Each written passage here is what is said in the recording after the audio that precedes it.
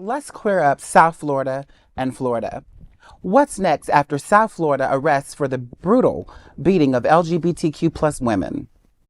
These are the two men Miami police say beat up a group of women in Wynwood last month when a tense verbal encounter turned violent. These men just assaulted my friend. Part of the attack caught on video, showing the suspects in white t-shirts swinging at a man who was trying to stick up for the women, one of whom was a lesbian, the other trans. The suspects are 33-year-old Jorge Estevez and 25-year-old Daiken Fernandez. Fernandez went before a judge Thursday. One of the victims needed stitches. They may charge that as an aggravated battery. One victim lost consciousness after she was punched. Both men face 2 charges of battery with prejudice, which means investigators believe it was a hate crime. Police Chief Manny Morales says such crimes are rare in Miami and they will not be tolerated. We need to respect one another and respect the rights of our fellow citizens to actually live life in a safe and happy way.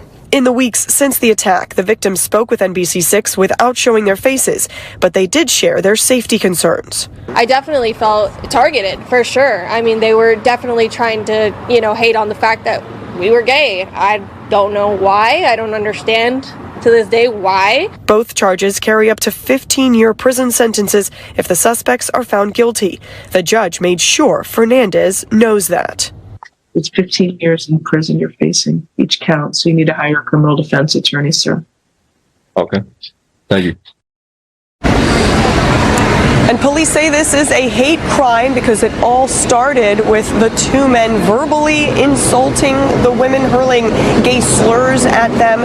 Again, as for the victims, they're still recovering from their injuries, and they are just thankful that the 2 suspects have been arrested. Florida police have arrested 2 men in connection to a vicious assault on a group of LGBTQ plus women in November. Queer News Tonight was the first to report that both suspects were known but had not been arrested. Jorge Giovani Estevez, 33, and Daiken Fernandez, 25, were detained and charged with battery with prejudice. The attack took place in Wynwood when several lesbians and 1 transgender woman were with friends following a Pandora Women's event held on November 26. Video obtained by police showed 2 men verbally accosting these women before they began throwing punches. The women can be heard calling out for help as the men attacked.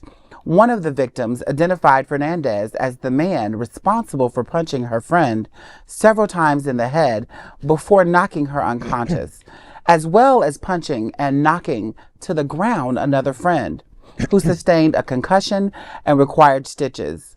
The group pleaded with the men to stop while warning that they had contacted law enforcement. At one point, the video shows another man intervening to stand up for the women and getting targeted by the attackers. One victim of the attack described being struck in the jaw, which left her with a hairline fracture that may require surgery. The woman who was knocked unconscious stated that she was unable to recall the events clearly due to her injuries. Many of them said that they were targeted for their sexuality. This is completely and utterly ridiculous that this is still happening. And to think that this happened during Trans Awareness Month, and just a few days prior was Transgender Day of Remembrance. And I don't know, I just really don't even have the words.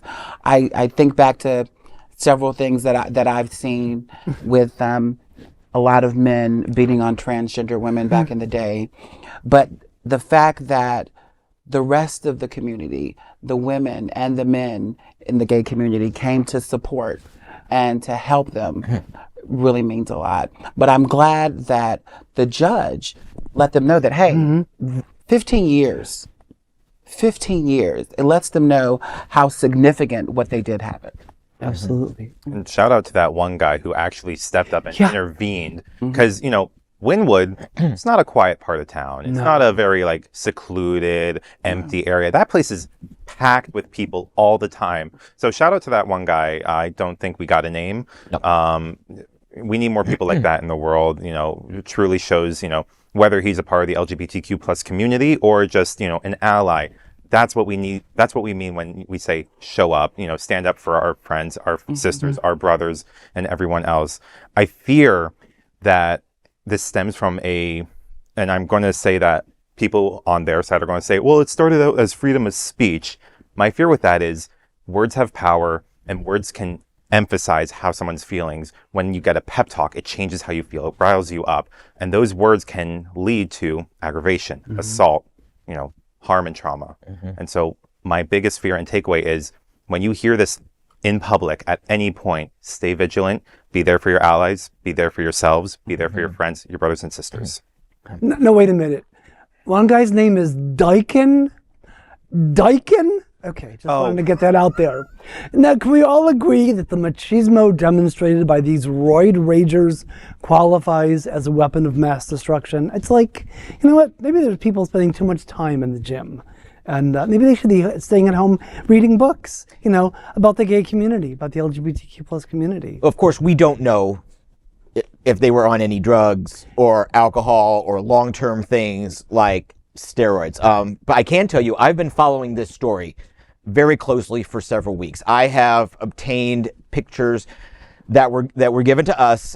They went home and they scrubbed their social media accounts. But before the suspects did that, allegedly, they cleaned out. The witnesses were able to get screen grabs, and I haven't independently verified them with a web expert, the metadata, but it appears everything lines up with the timeline of that night that shows them out at a nearby bar, living it up, having a great time. That's great. Go out, have a good time. But it shows that they were out having a blast and riled up after a crowd, after a party, perhaps. We just don't know. But the pictures show that they were out, and I don't want to say anything libelous because they have not been. They've been arrested. They have not been convicted of anything thus far, and obviously they have the benefit of the doubt. But I want to know why it took so long to get an arrest. We said in the story, we said that witnesses identified at least one of them. I've been told both of them, and maybe more, were identified the night of the attack. So why did it take so long? And to your point of physical fitness, one of the accounts that was either scrubbed clean or deleted was a fitness-related account, whether one of the guys does training or not, or just fancies himself as a bulked-up personal trainer. I don't know, but we will certainly be following this. Sometimes attacks on the LGBTQ plus community take years to come to trial. There was the attack at Miami Beach Pride several years ago. That just got resolved last week. And delays, of course, help the defendant. That's what they're entitled to if a judge grants them. But I really hope it doesn't take us years to get to this. I hope by September, October, we are talking about the resolution of this case, some justice for the victims, and for God's sake, some justice for our community.